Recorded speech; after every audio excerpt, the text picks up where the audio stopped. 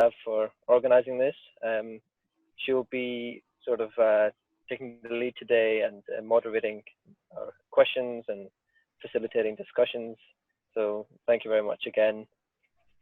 But yeah, so just a few words before we get started. I'm really glad that we're doing an event such as this. We've been planning to do a panel just before the unfortunate situation with the university. So I'm glad that we've been able to do it virtually. I'm honored to have our guest today. We'll be speaking, and I hope it will be a very informative session for us all, and that we'll be able to have a healthy discussion and hopefully get everyone involved. I just wanted to also ask, would people be okay with us taking maybe like a screenshot of the speakers at the beginning, maybe just to post, or if anyone's not too happy with that, just let us know. Maybe if you could message Stav on Zoom, and then we can take that. That'd be okay. Okay, excellent. But yeah, so everyone who's joined us today, thank you again for coming along. Please do give our society a like. We've just been around for a year. We're hoping to have our AGM soon over the next couple of weeks for the next term. I've unfortunately graduated now, but I'd certainly like to see the society grow in the coming years. All right, thank you very much. I'll hand over to Stav now. Thank you, Zain. Thank you very much. And thank you again to everyone for joining us. So as Zain mentioned, it is being recorded as well. So if you would like to have your video on, please do have it on. We'd love to see your faces as we're talking. And if you'd not like to be in the video, then just turn off your own video. We're very honored to have such wonderful speakers with us today. And I will introduce them one by one as we go along. They will each speak for about 5 to 10 minutes. And then at the end, we'll have a Q&A session. If you would like to ask a question, please write it in the chat. I'll be monitoring it, and I will be asking the questions to the panelists. So it's not possible to directly ask them yourself at the moment. So we will just go along the list as it's presented in the poster, which was a very random ordering. And so we'll have Mr. Bhanot first. I'll just unmute you. Hi. Right. Hello. Hi. Yeah. Just to introduce you, so Mr. Bhanot is the Director of Hindu Council UK and a leading voice for LGBTQ+ inclusion in the British Hindu community. He is a founding member of both the Hindu Council UK and of the Council Dharmic Faiths UK. And Mr. Bhanot is also a chartered accountant and runs the Rita Trust for charitable activities. He has consulted the UK government on various legislative issues, particularly those affecting the UK Hindu community. Please do correct me if I said something wrong or if there is anything that I should add. That's fine. And I'll pass the floor on to you. Thank you so much for joining us again. Okay, I'm the first. Oh, all right. From the Hindu religious point of view, there is no discrimination as such against the homosexual, LGBT community. Certainly not. There's nothing. The scriptures are more sort of like silent about whether the homosexual community, primarily homosexual community I'm talking about now here, whether they should be, whether they should be sidelined or anything like that. They are accepted as sort of like a third gender. The Rig Veda, which is our oldest scripture, probably the oldest scripture in the world, but we shan't go into that. That actually states the third gender, and there are loads of other scriptural references which then try to show that third gender is possible, So, and then our deities, there's, so many transgender deities, male and female, that's in Shiva, for instance, we show both of them as one form. in our creation theory itself, there's the potential energy, kinetic energy, and so on. The male and the female, one can't move without the other, and so on. It's all, what I'm saying is, it's all mixed. It's not a one or the other.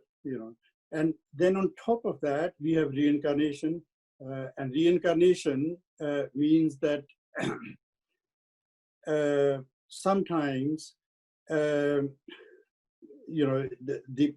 there's a switch from the female to male, there may well be that the third gender might appear. And so really there's a biological condition which we accept. And that's why there is no discrimination against them. But, because of religious obligations for procreation, and man and woman being the natural partners, natural, obviously, natural just meaning in the context of society, not in terms of nature. Nature, otherwise, in nature, some animals are homosexual, so nature is far beyond what we sort of consider to be nature, in this term, in these terms, we are talking about what society accepts as the norms of nature, so there the the third gender, it hasn't been, so it hasn't taken the sort of its rightful place as it should have done, in my view, and in the Manu Samriti, which is not a scripture, by the way, although the Western Indologists have always held it as one of the main scriptures of Hinduism, but it is not. It was just a law book for the kings. From time to time, the kings made laws for society, and they had punishments, and they had, those sort of things. That is nothing to do with scripture itself. It's like the parliament laws we make here, for instance, now. And in fact, the Manu Samriti has a lot of contradictions, because every king, when they came, they made their own laws.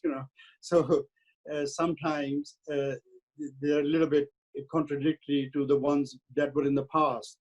So it's not as, I just want to sort of emphasize that it's not as, and there is a mention of homosexual activity in there, which is punishable, but punishment is like, you'll have to forego a meal at night. So it's nothing drastic, it's just that it wasn't, it's not really discriminated against as we know discrimination, it was just that it was little bit, it's not promoted. That's the Hindu main sort of stand, that we don't promote homosexuality, and nor do we discriminate against it. And that is actually the Hindu Council UK's policy, sort of like a accepted policy, which we carry forward. And I am here really, just to sort of, sort of have it to be a representative, to sort of give that Hindu Council UK view to the public. The marriage is a new thing. The marriage is always, in the scripture, is between man and woman. But there are some priests now who have written marriage ceremonies between same-sex marriages as well. Very few, but that is a developing thing, because because Hinduism itself doesn't discriminate, you see, so it's a developing thing. It will take a bit of time, I suppose, otherwise, Hinduism, it has a lot of, the scriptures are full of references, for transgender homosexuality or not so much, sorry, homosexuality, but transgender, and the third gender condition, you know.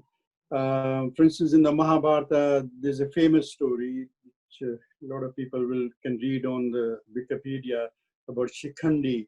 He was a he was a prince. Some say he was born a woman. Others say he was a woman in his previous life and reincarnated into a man, but probably not a full man, so to speak.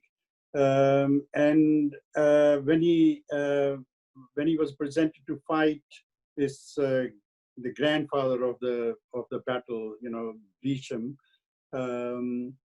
that grandfather, because he had lived a lifespan much longer, you know, and he knew that that Prince Shikhandi was a woman in his previous life.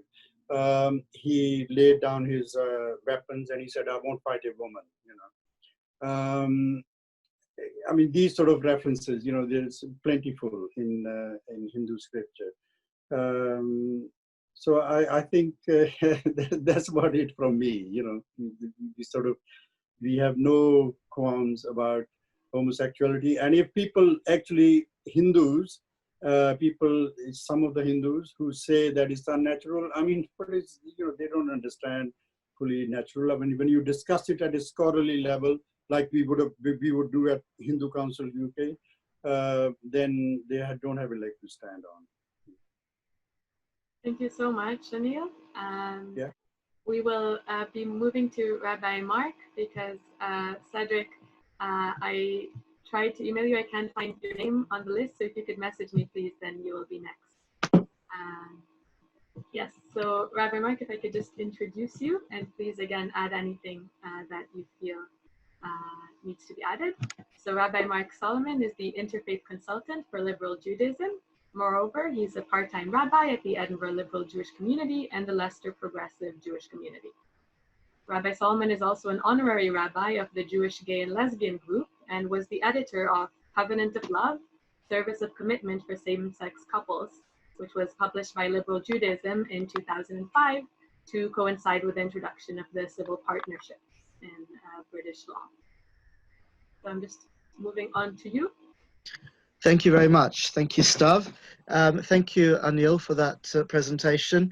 I saw that Rabbi Laura Jana Klausner was ahead of me on the list originally published. So I'm thinking, well, Laura will be able to give all the introduction, all of the basics, and then I can wrap up later on. So anyway, never mind. Didn't work out. Here we are. Well, Anil, it's fascinating to hear from you that Hindu tradition has no deep-seated problem with LGBT people, with alternative gender identities and sexualities. Unfortunately, we can't say the same about Judaism. Unfortunately, it's inescapable that Jewish tradition from the Bible onwards has a big, big problem with homosexuality, in particular with male homosexuality. That's what is focused on here and there in the Hebrew Bible, what Christians know as the Old Testament, where it states very clearly, "Thou shalt not lie with a male as one lies with a woman, it is an abomination." And later on it prescribes the death penalty for those who do so. And so this is understood in traditional Jewish thought as one of the 613 commandments in the Torah, in the Jewish law, given to Moses at Mount Sinai, which represent the eternal, unchangeable will of God. And therefore, from a traditional perspective, it's something that must be accepted and can't be fundamentally challenged. And so we have a problem. We have a problem. And the rabbis, not content with that, choose to extend this prohibition, albeit in a slightly less strict way, to lesbians as well, and say that, lesbian practices are amongst those things that one shouldn't indulge in. And this is something that was pretty much taken for granted in Jewish tradition from ancient times down to pretty recent times. At the same time, the Talmud, which is the great compendium of Jewish law, of the interpretation of the biblical laws that was put together in Roman times, the Talmud says that you don't have to worry too much about two Jewish bachelors, two unmarried Jewish men sharing a bed together, because Jews don't get up to any of that sort of thing. Yeah? So although it was seen as a terrible problem, it was not really seen as a terrible problem here within the Jewish community. It's something that those Greeks and Romans get up to, and we must be careful of those Greeks and Romans, but it's not really a problem here amongst us Jews, which meant that it didn't get discussed as much as it should have perhaps, and it was pretty much taken for granted down to modern times that, that this was clearly something verboten, a taboo, but not one that had much of an impact within Jewish communities. That all changed very dramatically in the 20th century, especially in the wake of the beginnings of gay liberation, 1950s, 1960s, 1970s. So we begin to find people writing about this from a modern perspective in the 1970s, especially, and trying to work out what a modern Jewish position about it should be. So one of the earliest people who wrote about it, a great American rabbi, Norman Lamb, very important Orthodox leader in America, wrote an important article in which he said, well, maybe it's more a matter of sickness than of sin. Maybe we need to be more compassionate to these people because they can't really help the way they're made, but it still shouldn't be something that we approve of. I'm happy to say that since the 1970s, things have progressed enormously. The most dramatic progress has been within progressive Jewish communities, such as the liberal movement that I'm part of, and the reform movement that Rabbi Laura is senior rabbi of, and she'll tell us about that. And so there's been enormous progress. Both movements in the course of the last few decades have switched completely to being fully accepting, fully embracing, and fully inclusive of LGBT people. It hasn't always been an easy process by any means. There have been some serious hiccups along the way, which Laura and I have both experienced. But we've reached a point now where the official policy of Reform Judaism and liberal Judaism in this country, and the same can be said of progressive Jewish movements around the world, everywhere in the world, is that they are completely accepting of varied sexualities, that homosexual acts are not seen as sinful, as transgressing some eternal divine law. And the keynote of this progressive approach is that while we study the Torah, the Bible, we respect its laws, we embrace its tradition, we still understand the Bible as being written by human beings, by our distant ancient ancestors, who were striving in their time, in their culture, to understand the will of God, but who didn't always get it right from our perspective. So that's one way of looking at it, that this was simply a symptom of an ancient patriarchal culture which could only conceive of the correct social order and the correct familial relationships in terms of particular structures, family structures, particular sexual practices, where the role of men and women was sharply delineated. Men did one thing, women did another thing, in bed as everywhere else, and the two mustn't be confused, or the whole basis of society could be under threat. There's another kind of interpretation that many people find even more appealing, which is that in the world of the Bible, in ancient societies, the conception of homosexuality, especially between men, was always one of inequality, of an inherently unequal and often abusive or exploitative relationship.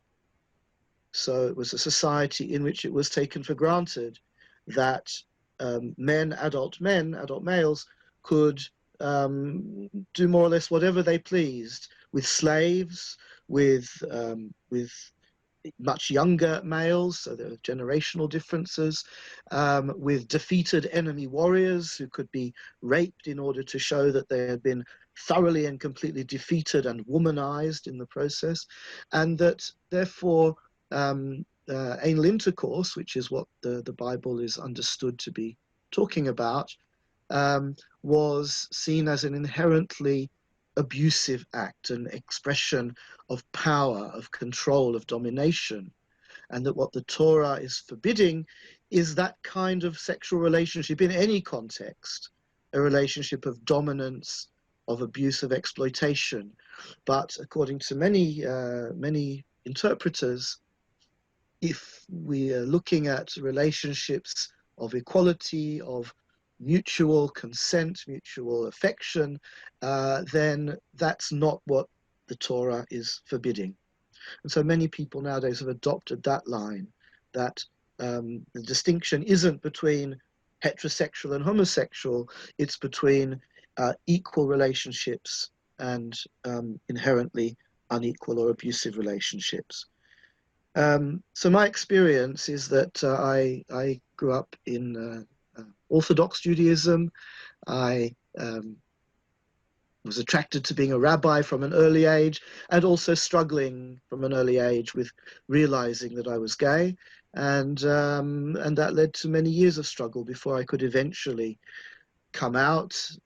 That involved leaving Orthodox Judaism for me, embracing a different kind of theology, a different approach to God and to the meaning of Jewish law, and in that way I was able to find my role as a liberal rabbi, which I've been for many years now, and also to play my part in campaigning for LGBT inclusion.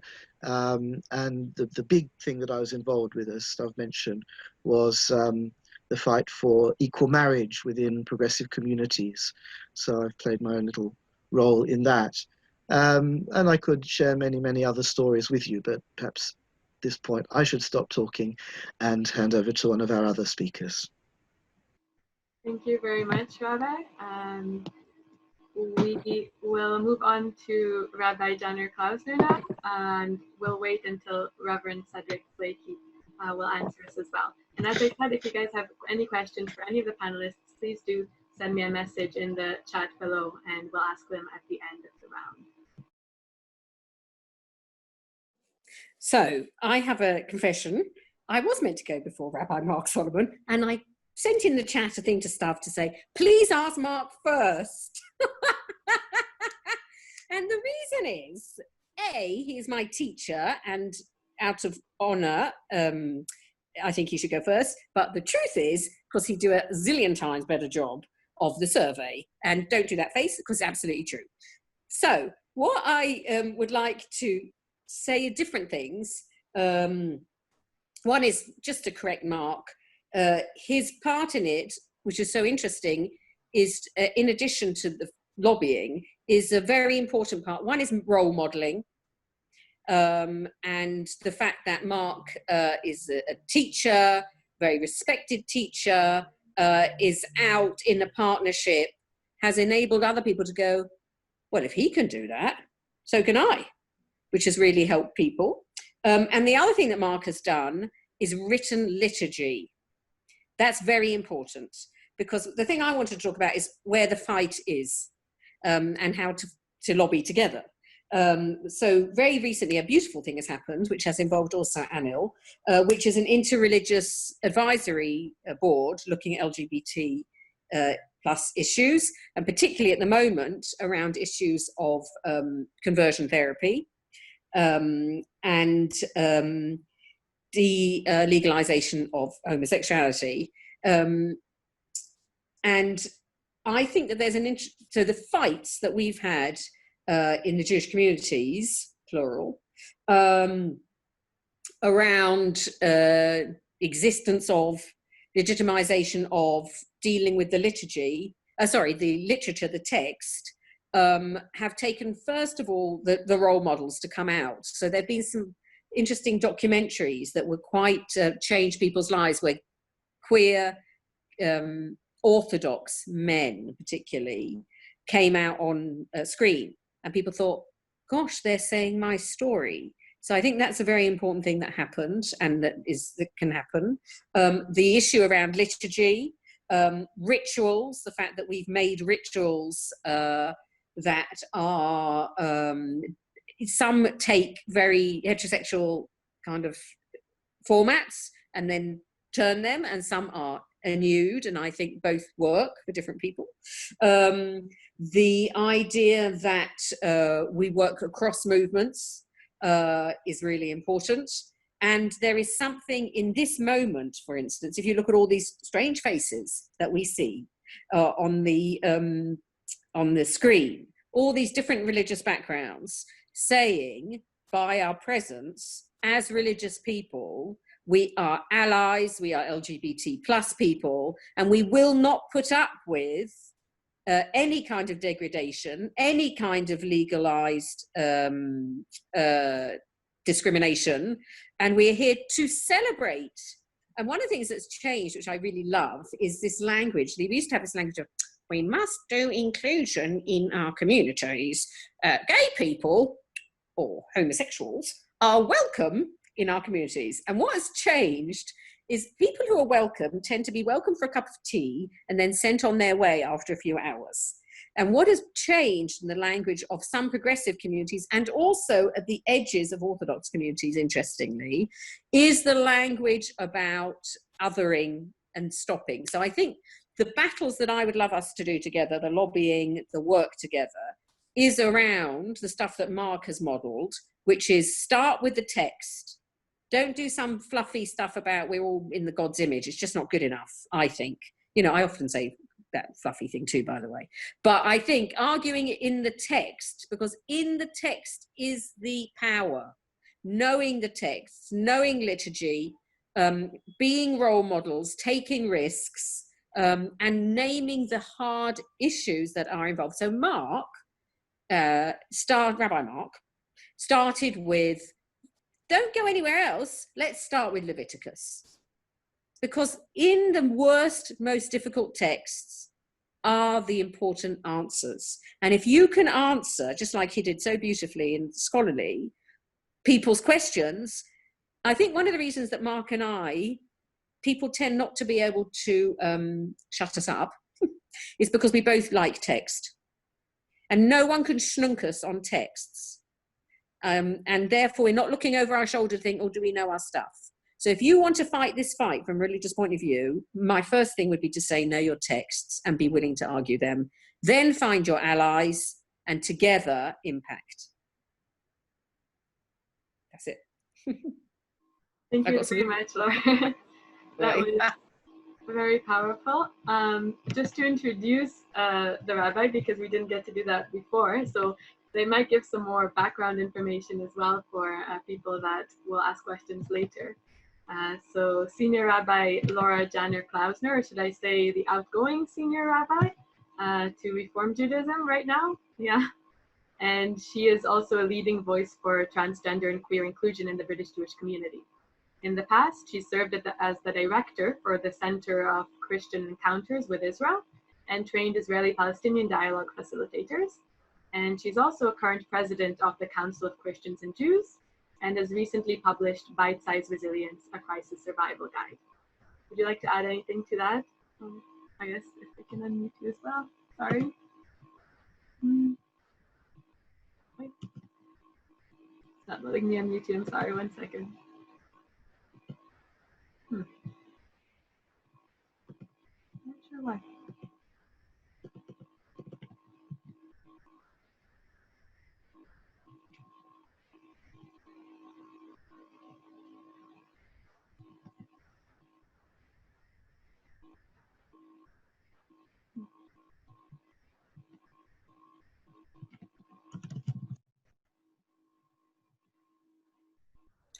Yeah, don't worry. Most people try and mute me all the time. It's absolutely fine.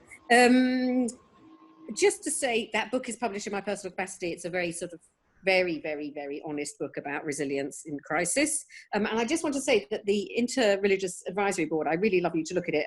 I'm very lucky to be on it, as is Anil, and we are planning to change Britain. Very excited to see where that goes. Thank you. And Reverend Cedric Blakey has now joined us, so you'll be having the next talk before Adam. And I will be sending messages 5 minutes into the presentation and a minute before the end, just so that we can manage to have everyone in and the questions as well. So, Reverend Cedric, are you with us? I'm just going to say a short introduction before you begin. Yeah. Thank you very much for joining us. So Reverend Canon Cedric Blakey is the former Vice Provost of St. Mary's Episcopal Cathedral of Glasgow and the convener of the Provincial Committee for Relations with People of Other Faiths. He has also served as the Diocesan Interfaith Advisor. And please do feel free to add anything you like to that introduction as well.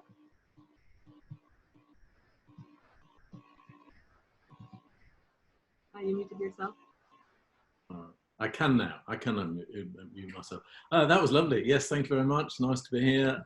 Yeah, I'm still, although I'm retired recently, I am still convener of the Scottish Episcopal Church's Interfaith Relations Committee, and I'm busy in my local Episcopal congregations down here now in the Scottish borders, having left the beautiful city of Glasgow. I now happen to be in the Episcopal Diocese of Edinburgh, so getting to know that city a little bit too. So, all right. Any more? Or? Yeah, that sounds great. So if you'd like to present, we're saying we're giving 5 to 10 minutes to each presenter, and then later there will be questions. Very exciting. Thank you very much. I was going to be a lot more slick about this, but I'd put this fantastic gathering, which we did physically, I think, last year or whenever.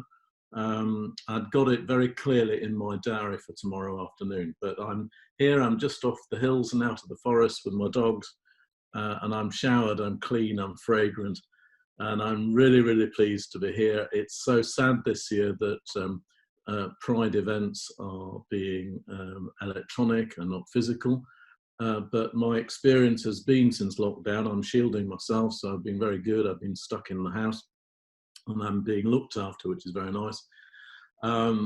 It's had a silver lining, this thing, and the ability to connect with people globally, electronically, has been a great facilitation. It might be a curse for some of you, but for the retired, it's been absolutely brilliant, and I've been able to do my business. And I was able to celebrate the 40th anniversary of my ordination as a priest on Zoom in a Christian Eucharist last week ago, last Monday, and I had over 100 folks, friends from all over the world present at that moment. And there was, we don't know the theology of this, and I'd love an interfaith theology panel about Zooming. Maybe we could do that one day. But the more serious and pertinent effect now is for LGBTQI plus folks celebrating at this time of the year. I am thrilled that I ended up 10 years ago to be in a gay affirming church. I'm an escapee from something called the Church of England. You don't need to worry what that is or where it is. I just happened to be looking for a job 10 years ago, and my partner, we'd recently had a civil partnership and fallen out with my English bishop over that. We saw an advert for a job in a place called Glasgow, and an institution called St. Mary's Episcopal Cathedral. I looked at their website and I thought, well, I've never seen anything like this before on this side of the Atlantic. Not only the job sounds fantastic, but the ethos looks a dream. And I was very pleased to be there. I was very pleased publicly to be known who I am as a gay man. And the congregation weren't terribly interested in that. They were very diverse, and it was a fantastic context in which to grow and flourish as an individual, and as well as a person of faith. And I'm really delighted about that. Now, how to use this week? Last time we gave very general introductions about our own selves and our own context and our own journeys. This time, I've got some critical and very difficult issues in my head, and I would be really helped by conversation on some hard subjects. And the first one is about the right to transition. And I wonder if there are folks here from different faith backgrounds, perhaps none, who can help me think through this really critical and important issue of our day. Just hint about what theological questions this might present to us, what pastorally, what difficulties, what issues individuals who are thinking about, anticipating, going through the process of transition, having processed it, are living with as a faith person, and how faith communities locally and more globally can be alongside in that process appropriately. So it's a rights issue, but also a pastoral issue. I'd really be helped to think through some of that. The other thing is that I'd like some help with is equality. I'm lucky enough to be in a province of a denomination which is very LGBT affirming. But I know that this is one province amongst 40 odd, and there's huge diversity there. And I'm looking for clues as to perhaps how to further the cause outside of Scotland, using the positivity of Scotland to perhaps persuade others in other parts of the world to be more LGBT plus affirming. So they need equality too, and I'm very fortunate to be here, and I'd like to know if there's any ways I can be of help to others. There's a pastoral issue going on I'm very aware of here, which is all about being trapped at home during lockdown, and how that has been, perhaps if they've been with a non-supportive family context, whether there is online support for people for whom lockdown, and it may well reappear if there are spikes coming up. How can faith communities be more supportive for individuals who are really feeling trapped and perhaps in some dangerous situations to be?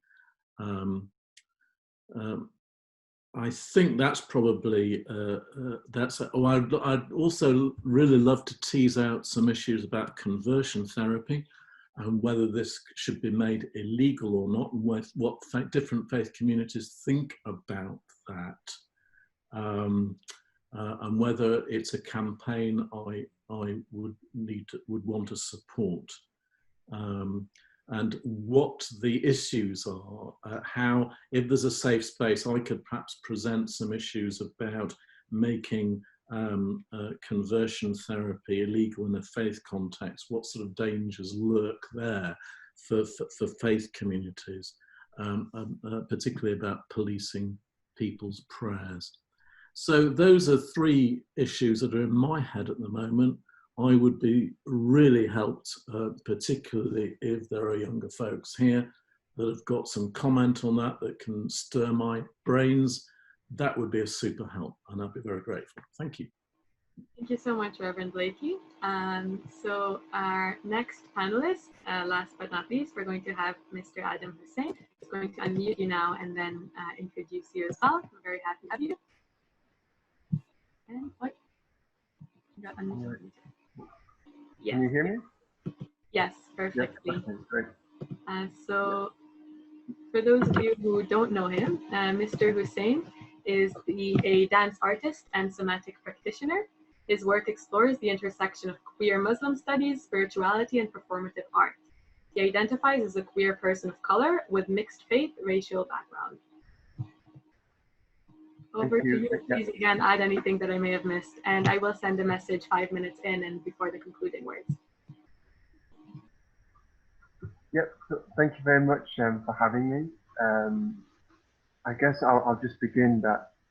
Thank you for all the speakers contributing, and how great it is to have an interfaith panel in the midst of the Pride this year.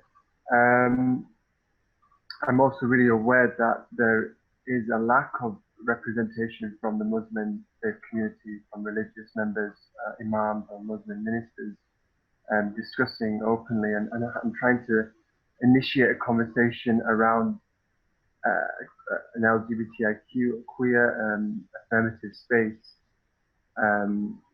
in the Muslim community, and also wider extending that. And some of the coping strategies that I know myself and other LGBT Muslims have been through online building support organizations like Iman in London, and Hidayah, another support group who are really active in Glasgow and Leeds, and also trying also to take political mobilization with the more secular LGBT organizations, trying to push forward reforms that support Muslim same-sex marriage.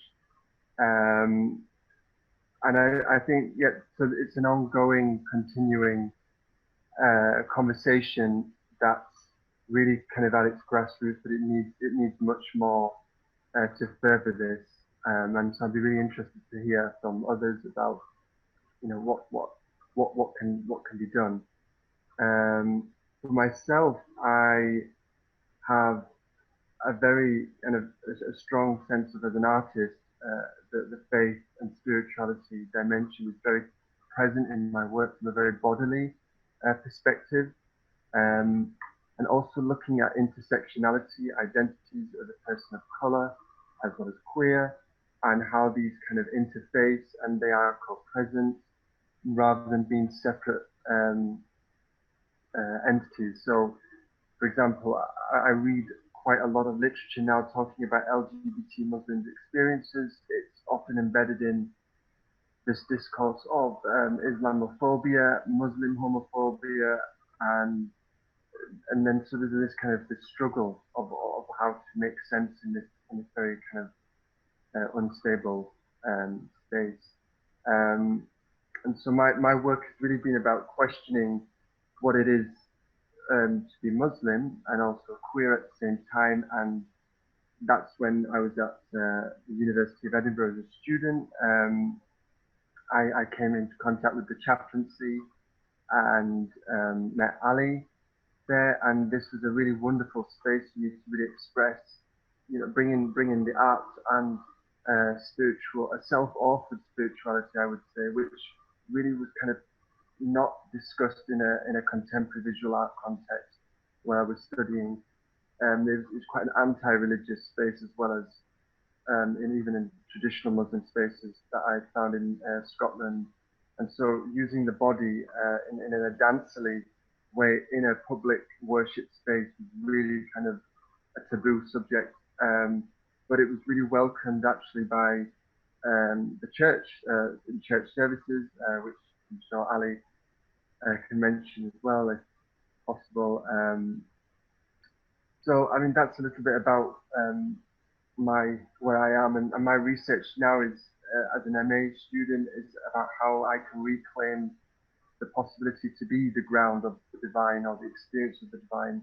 And I just echo that it's very important to know the text as well, but also I also see that what if the body can also be a text and validate the lived experience of LGBTIQ Muslims and other.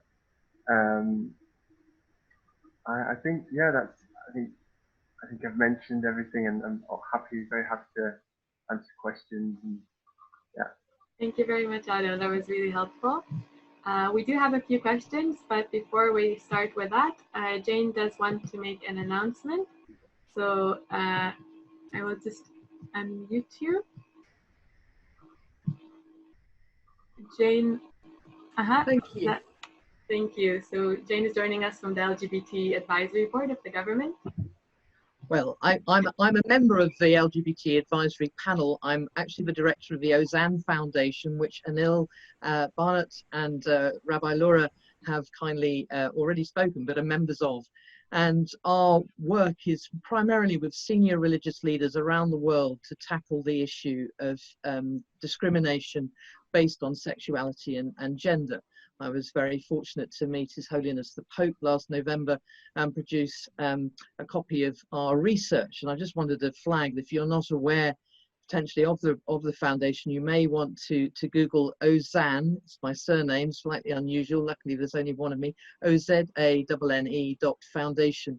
And we did a massive survey, which we're going to repeat, back in 2018, where we looked at the intersection of faith and sexuality across the faiths. And we're able to identify within that group 468 people who had been through conversion therapy. So if you want to understand more about conversion therapy, why people go through it, what motivates them, sadly what the impact is, the very high levels of attempted suicide, all the facts are there.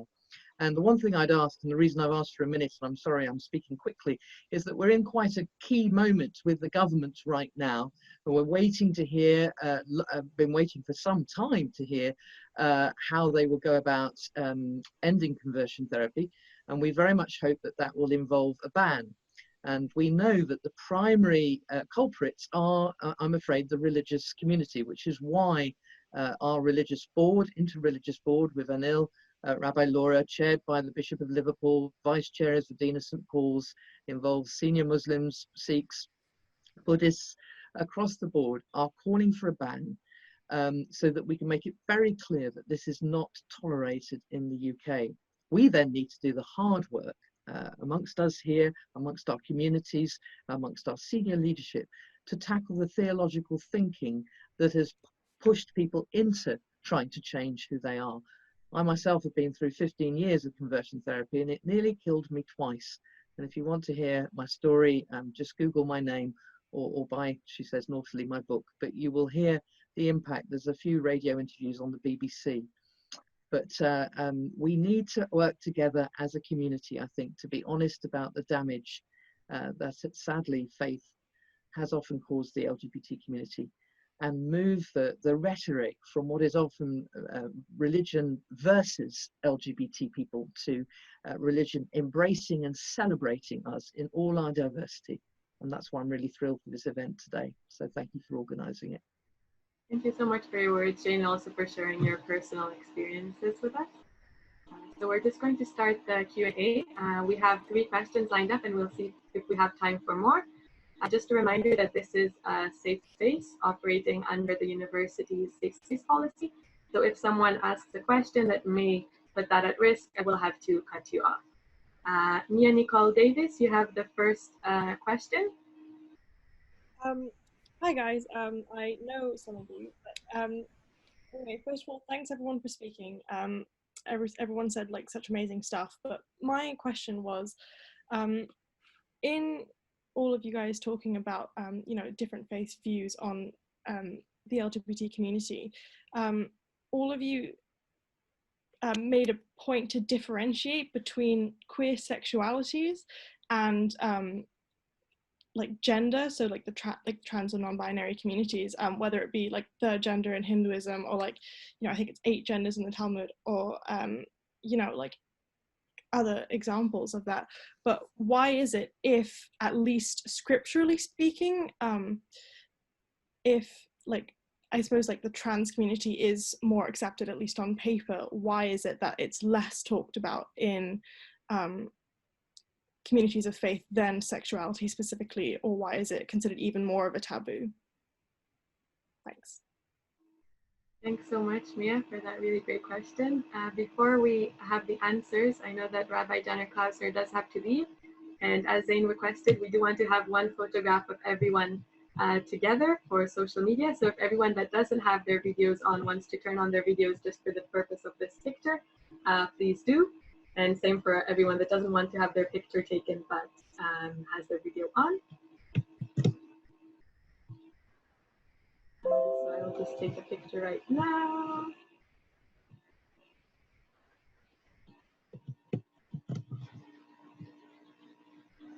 Thank you very much. And thank you, Rabbi Janer Klauser. Thank you very much for joining us. Thank you. I'm sorry. And good luck with all of your very important work in the PhD as well. Thank you. Thank you. It's a real privilege. Thank you. Okay. So whoever on the panel would like to answer Mia's very broad question, can you please raise your hand so I don't unmute all of you at the same time? Yeah, Rabbi Mark? Yeah, thank you, Stav, and thank you, Mia, for that question as well, which is a really, really good one. I think part of the answer is simply the way in which this debate has unfolded over recent decades, and the history is that for quite a while, throughout the 50s, 60s, 70s, 80s, the main focus was on the LG part of LGBT plus, and a lot of progress was made there, and people just didn't talk so much about trans inclusion, and there were not as many trans people openly advocating. We know that there were trans people involved in this struggle right from the beginning, right back to the Stonewall riots in New York in 1969. Trans people were intimately involved, but maybe society wasn't ready to focus on that either. Maybe, and it's quite possible, I'm speaking as a cis gay man, maybe gay men in particular were too preoccupied with our own struggle and not prepared to give as much attention to trans and non-binary and other gender-related issues. But I think that's all changing a lot nowadays, and I know certainly in Jewish circles right now, the discussion has shifted a little bit away from the LGB towards more focus on trans issues. And in liberal Judaism, for instance, we've been having some great projects recently highlighting trans contributions, trans elements within Jewish tradition. You mentioned the seven genders of the Talmud, which I've been doing a lot of teaching about recently. And so it's great that this is a new phase that's opened up in the debate, and it's only been for about the last 10 years, I think, that's really become the focus, but now I think it's going to be increasingly so. I've been involved just recently in rewriting some of our Hebrew documents to represent non-binary options, because in Hebrew everything is masculine or feminine grammatically, so you have to work out interesting ways of including a non-binary option within marriage documents, for instance, that sort of thing. So that's one of the things I'm working on right now. Thanks, Robert. That's really interesting. It's actually something I was thinking about Hebrew-wise as well. Anil, I saw you also wanted to add something. Yes, that's I mean, Mia mentioned the third gender in Hinduism, and also the seven genders, that Mark spoke about, which I don't know and would like to find out at some stage. But I mean, I think in the first presentation that Mark did, he talked about the different emphasis of faith. Really, it's not, it's not so much about physical genders. It's more about your connection to God and so on, and that's where, like certainly in the Hindu or any of the actually Indic dharmas, Hindu, Buddha, Jain and Sikh, there is no problem about freedom to worship, for instance, I mean, I said before that I use the word silent. Silent, you know, the scriptures in terms of, in comparison to the Abrahamic books, you know, that is silent. There's no sin. It's not seen as a sin, if you see what I mean. There is this taboo, which Mia talked about, and that taboo, you know, does come through books like the law, you know, but the law is not spiritual law, you know. It's law for society, how the society will work, you know, best sort of thing, you know, and like man and woman married and all those sort of things, you see. And we mustn't be, you know, there's a temporal laws and there are spiritual laws, and spiritual laws, Hinduism actually differentiates. One is Shruti, which is eternal, and one is Smriti, like this Manu Samriti. These are not, they are not eternal. They are changing all the time, you know. And I think these taboos now, it's time for change. I mean, basically that's what it is. Thank you. Thank you very much, Anil.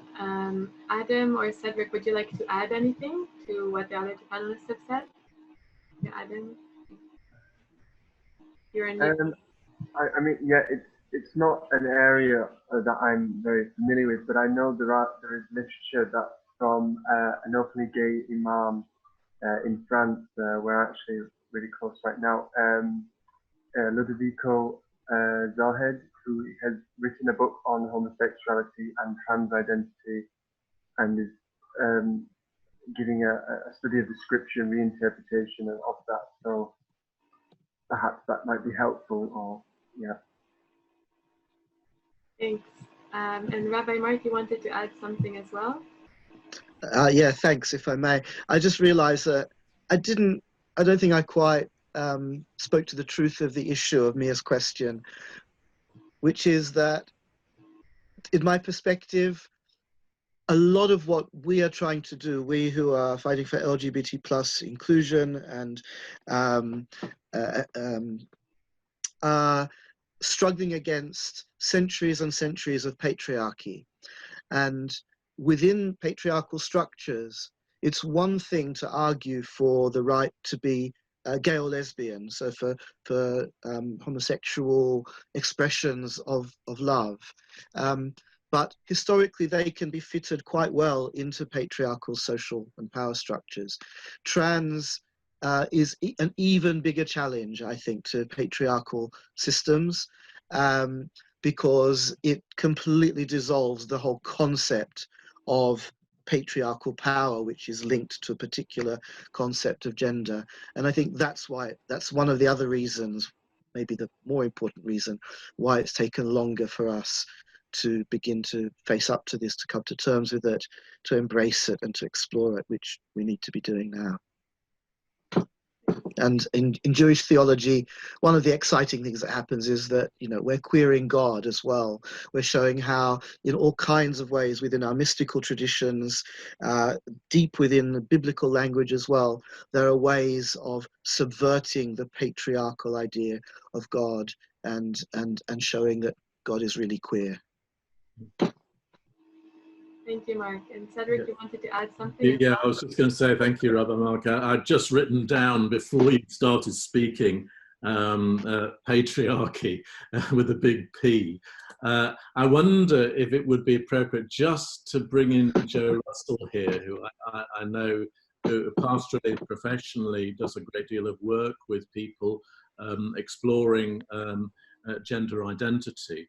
And just on the issue of Mia's question of why is it more of a taboo, whether Joe is seeing it's just the same as ever, or are there hints of change in that respect? Is it just as much a taboo now as it was perhaps 5 years ago? Would it be appropriate for Joe just to come in on that? Yeah, no worries. Is that Joe Russell? Yeah. Yeah. Yeah, thank you. I work professionally. I'm a therapist, and I do a lot of work with LGBT identifying people. At the moment, about half my practice is with trans people. So I think there's a lot happening right now. Whether it's increasing, it's always hard to know if it's increasing or if I'm noticing it more. It's a very subjective thing, that. Am I noticing a change? I'm not sure I have anything at this stage to add. I do notice with trans clients, with trans men, they're becoming aware of an increase in personal power, because they feel like they're changing up. Whereas people with trans women are taking a step down in society, and they're very aware of losing some of their patriarchal privilege, if you like, their male privilege. I think that's becoming more apparent. I don't think I've got anything more than that to say at this stage, but it's an interesting question. Thank you. Thanks very much for sharing, Joe. Mia, would you like to say a few words just to wrap up or to respond before we move on to our next question? Sure, yeah. Thank you guys all so much for giving such like in-depth and thoughtful responses. And I definitely, despite like personal experience, you know, as a trans person of faith, like I hadn't actually properly considered like the role of patriarchy specifically. So that was really fascinating for you guys to all talk about. So yeah, thank you guys all so much. But yeah, on to the next question. I'm really excited to see what you guys have to say. Thank you very much, Mia. And our next question, and right now the last question, unless someone else messages me, is from Rory Wade. Hi, thanks for all your words. My question is actually about a topic very relevant that inspired me last year to do my own interfaith LGBT plus panel. And it's about the protest that we were seeing last year by parents against LGBT plus education in primary schools. So predominantly, initially, Muslim parents saying that, you know, this is against our religious freedom practices, we don't want them indoctrinated, is what they said. But I'm also aware that within the Orthodox and ultra-Orthodox Jewish community, there's also a debate about this now. So my question is, in general, kind of what your thoughts were about these protests that were going on, but kind of how do you think LGBT plus education should be provided in a way that is sensitive to parents' religious beliefs? You know, how do we reconcile these two kind of, you know, the needs to educate about LGBT plus identities and rights, but also that some parents are religious and want their kids to have maybe a different kind of education? Thanks very much, Rory. Which of the panelists wants to respond first? It's a big question. I saw many of you kind of nodding while Rory was. I can just unmute all of you and then you can chip in. Yeah, I can have a go at responding, and I'm going to do so entirely from the bit of that question that related to ultra-Orthodox Jewish schools. Bearing in mind that's a different part of the Jewish community that I can't properly speak for. And just to say, it's really difficult because we are dealing here with a complete culture clash. It's not just a clash about LGBT rights. It's far wider and far deeper than that in this particular case. And the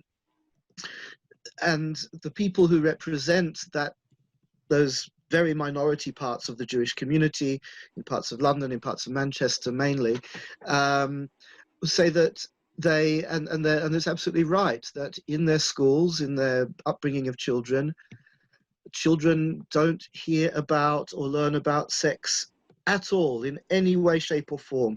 It's just completely off the agenda. And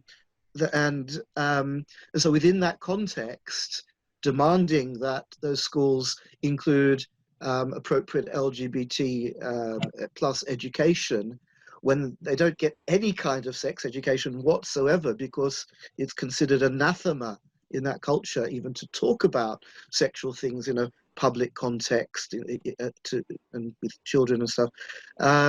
It's very hard to see how you can get around that. On the one hand, as a gay man, I get all kind of angry and annoyed when I read about it, and this is so blinkered, and this is wrong, and there's so much about the way children are cut off from the wider world in those communities that I find really hard to accept. But on the other hand, this is a really interesting, I think, in a way, worthwhile minority culture within my own small Jewish community, and how to change that without simply breaking up the whole thing and treading on people's cultural sort of mores completely is hard to see. I imagine some similar considerations might be at work in those schools in Birmingham as well. What it does require, I think, is a careful approach, is very careful and nuanced and respectful discussion, and not a kind of bludgeon of government saying you have to have these particular kinds of lessons in your school. So I don't really know what the answer is.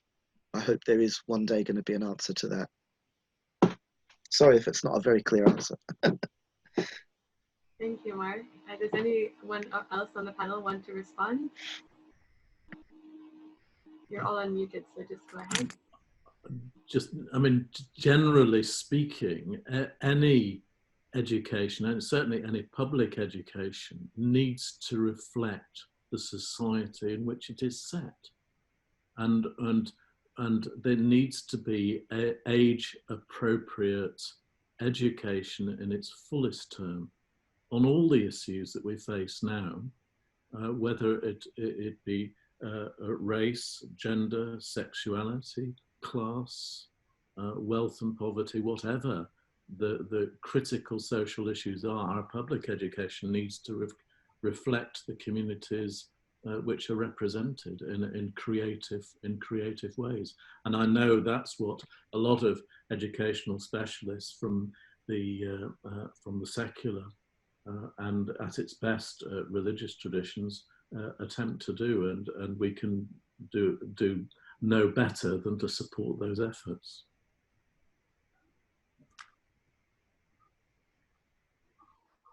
Thanks very much, Cedric. We have two more questions. The first is from Chaplain Ali Newell, and the second is from Meredith McKinney. So I'll just unmute you, Ali, so you can ask your question directly.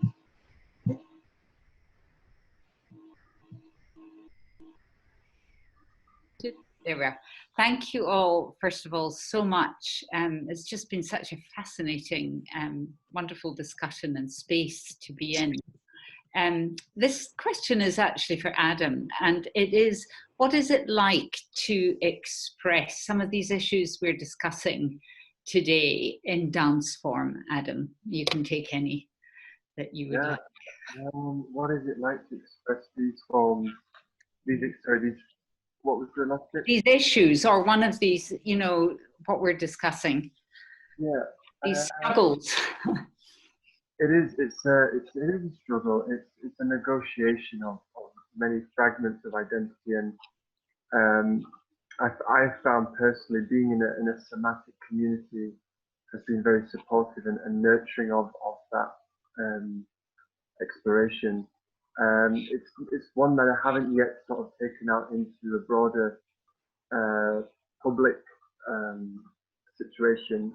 One of it being that we're in the pandemic, but also it's something that's a continuing, ongoing journey, really. And yeah, so that is something evolving. Yeah. I think it's probably very important for us to see this expressed to us in an artistic form, because the feelings come over so strongly. Yeah. Thanks.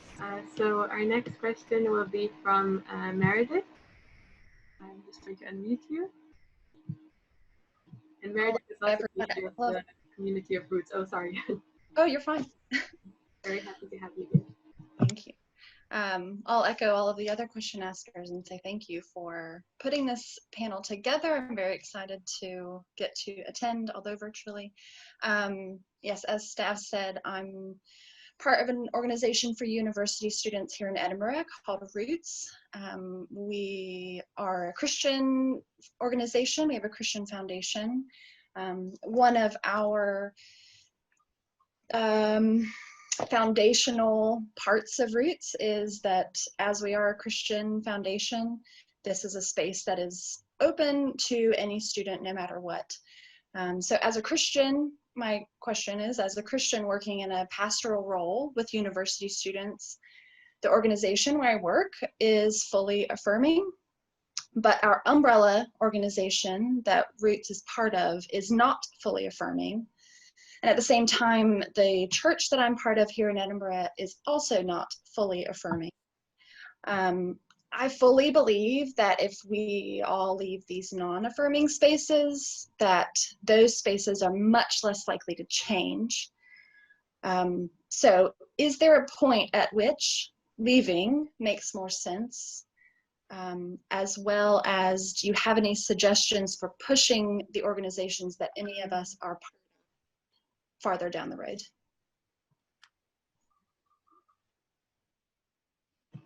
Thanks, Meredith. I've unmuted all of the panelists again, so you guys can just chip in when you feel like it. Can I just start? Since I think I'm a Christian.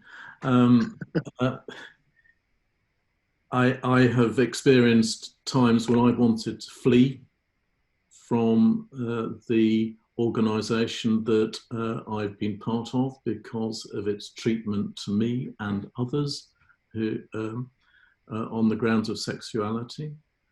I managed to stay. I well respect those who just have to go for their own well-being.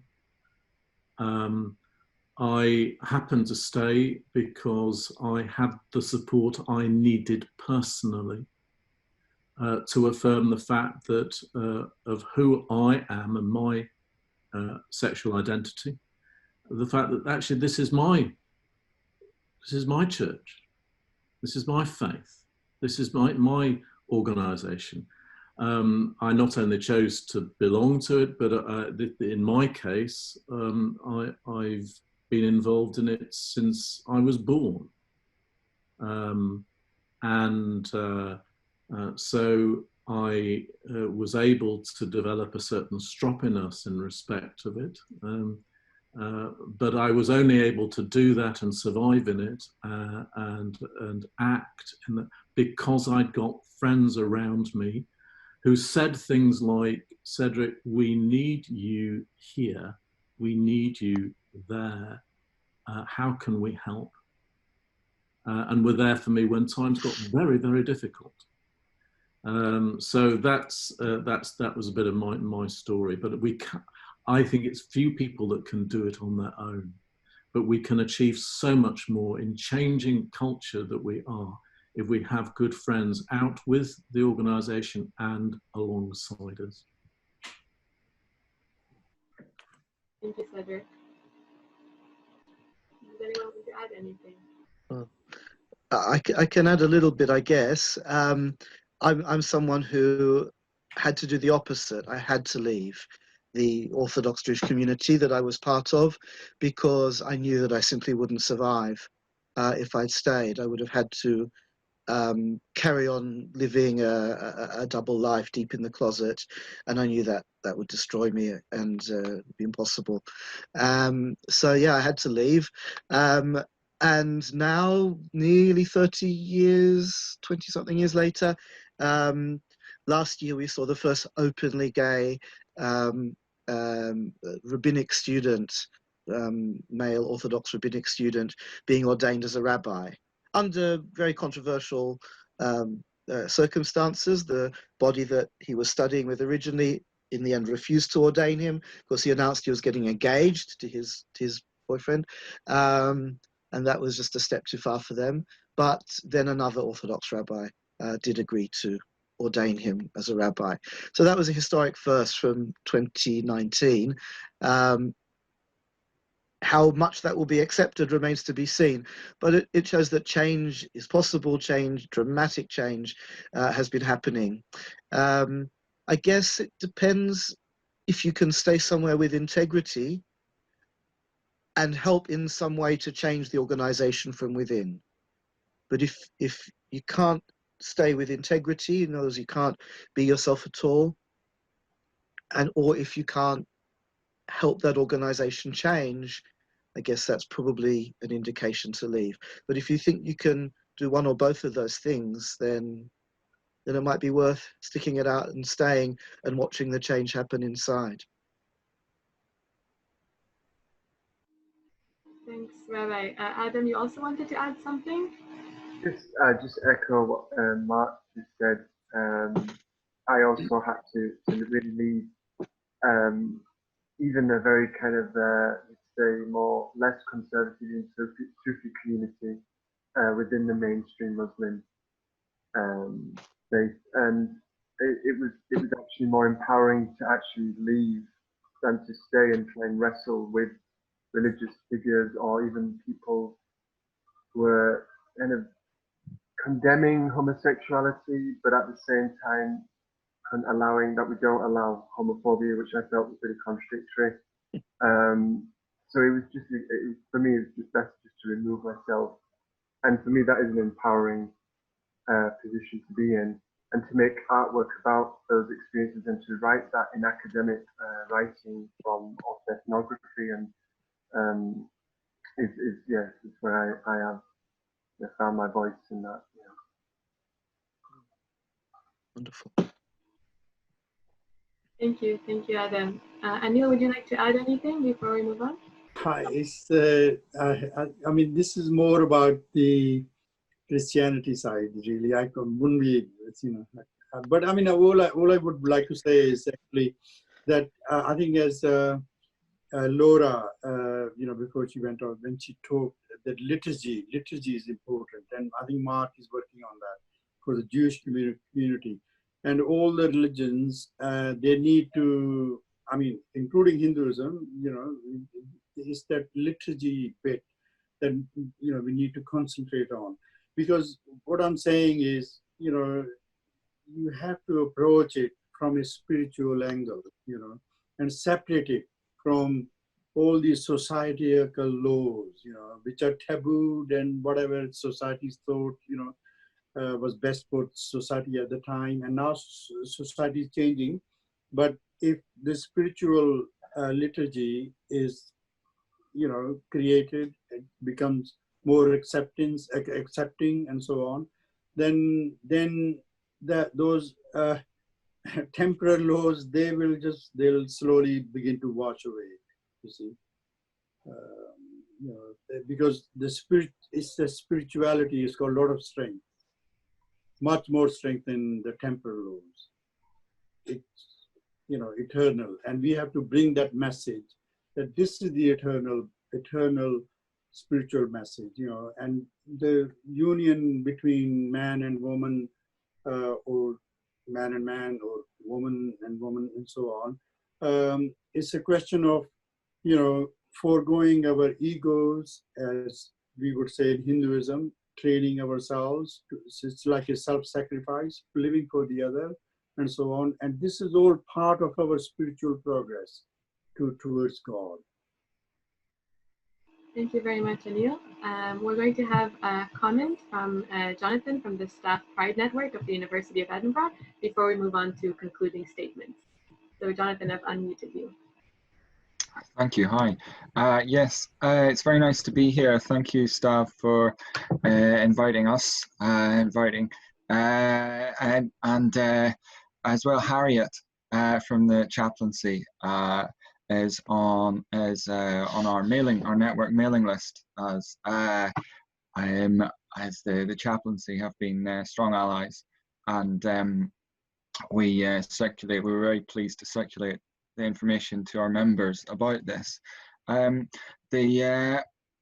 Interestingly, the recently transferred chief exec of, I think that's her title, of Stonewall, the primary policy LGBT is their acronym, policy organization in the UK, is Catholic, and brought together a book of short stories, which I can recommend. It's interfaith. The first story was fascinating about a Muslim drag queen in London and how they reconciled their faith and being who they are. It has stories about people growing up in their faith. Some people are more well known to me. Perhaps you know them all. Dustin Lance Black was a name that jumped out, who was a film director and Tom Daly's husband, and he was brought up a Mormon. And his mum left due to reasons that you can read about if you like. And that was really interesting, his faith and how that was growing up in that. I myself grew up a Presbyterian in Northern Ireland. I'm a gay man. My pronouns are he, him. I could relate a lot to that, and I just wanted to mention this because I thought people here might also relate to that. And if you'd like to borrow the book, the publisher HarperCollins sent us a draft copy, which I have in my house. One of our former trans and non-binary rep did a review, which is on their website. Gina, if you look up Gina Maya, G-I-N-A-M-A-Y-A Roberts. We may just have to bring it to a close just because we are running out of time. It's half six. The review's there if you want to look it up, or just contact me, contact the Staff Pride Network if you'd like to borrow it. Thank you so much for sharing. So if all of our panelists in order would like to just say maybe 2 or 3 concluding sentences before we all say goodbye for today. So we'll have Anil, and then Mark, and then Cedric, and then Adam. I would just state the same, that we don't want to see discrimination anymore against the LGBT community. We need to stop it, and certainly the conversion therapy, that's, we have to get it banned, because if it's killing people, destroying lives, it's just not on. That's not what God would want. Thank you very much, Anil. Mark? Thank you. Yeah, I just, again, based on what Anil just said, of course, here in Britain, things are not perfect, but on the whole, things are pretty good for us as LGBT plus people. But we have to remember that there are large parts of the world where it really is a life or death struggle going on right now, and we have to think more globally and really struggle for our existence, our very existence, in more repressive parts of the world. And here in Britain, for me, as a cis gay man, I get really distressed by what often shapes up as a struggle between trans activists and some lesbian feminist activists, and I just wish we could learn to listen more deeply, to speak more patiently with one another, to learn deeply from one another's identities, and I think that would be a big healing for all of us as queer people, to come together more and to listen to one another more. Thank you, Mark. Cedric? I just want to, deeply ashamed and sorry that I arrived so late. I'm quite convinced in my head that this was tomorrow. No worries. So apologies for that, because this kind of forum to me is so critical at all times. It'd be nice to foster something that is more than just an annual thing, but this is really, really good, because as other of the speakers have said, and folks that have contributed, it's the dual thing that we are all wanting to move forward in terms of both human justice locally and globally, and human care very locally, and how best we can do that, and forward people onto professionals and other associations that can rightly listen, hear, and heal. Thank you very much, Cedric. Adam? Yeah, I just thank you again for everyone's contribution, and I would say that in response to all this, I really hope that things do progress in the UK and also worldwide, and that the response is a compassionate one and a deep listening as well to others. Yeah, Thank you very much, Adam, and thank you to all of the panelists, to Anil, Mark, Laura, Cedric, and Adam. I personally have lots of food for thought from today, and thank you very much also to the rest of the members of the Coexistence Initiative that made this possible, and to Ali Newell, the chaplain, for supporting us along the way. Zain, would you like to say some concluding words as well before we finish? Oh, I think Zain may be disconnected because he was working in the hospital. He's recently become a doctor. So thank you all also for joining us and for the thought-provoking questions. And I hope that this is a conversation that can also continue over time, whether through more events like this or other discussions and other fora. I've also put our link on the chat, so you all can follow us on Facebook as well for more upcoming events. So I hope you all stay safe and well, and thank you very, very much to all of you. Goodbye. thank you.